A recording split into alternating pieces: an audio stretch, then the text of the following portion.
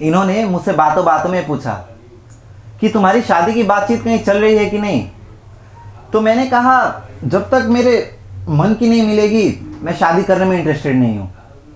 तो इन्होंने पूछा कि मन की मानी कैसी, तुम्हें कैसी लड़की चाहिए। तो मैंने कहा साधारण तौर पे लड़कियां मूर्ख और बौखोल होती हैं, ऐसा मेरा खुद का मानना है। I want a mature partner. ये बात सुनकर तुरंत वो बोली, मेच्योरिटी यानी बुद्धि की परिपक्वता उम्र के साथ आती है, इस बात को तुम नहीं मानते। मैंने कहा पता नहीं।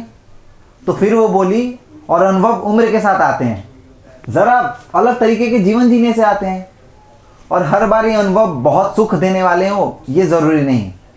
पाने वाला तकलीफ़ें उठाते रहता है और दूसरा व्यक्ति इसे स्वीकार करने के लिए कभी तैयार नहीं होता। तो क्या तुम इसे अपनाने के लिए तैयार हो जाओगे?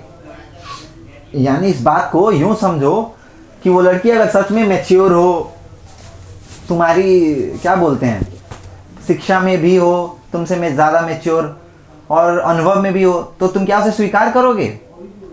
मैंने कहा मैंने इस बारे में अब तक सीरियसली सोचा नहीं, क्या आपकी नज़र में ऐसी कोई लड़की है?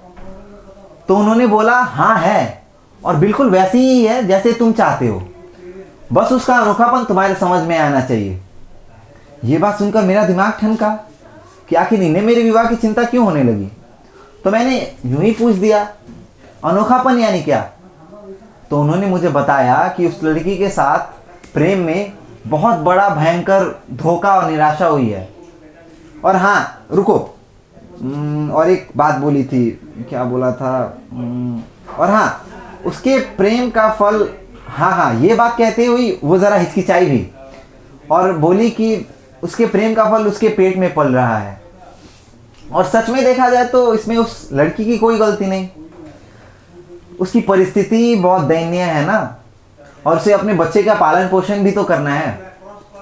असल में वो लड़की उस बच्चे के लिए जीना चाहती है और इसी के लिए वो विवाह भी करना चाहती है।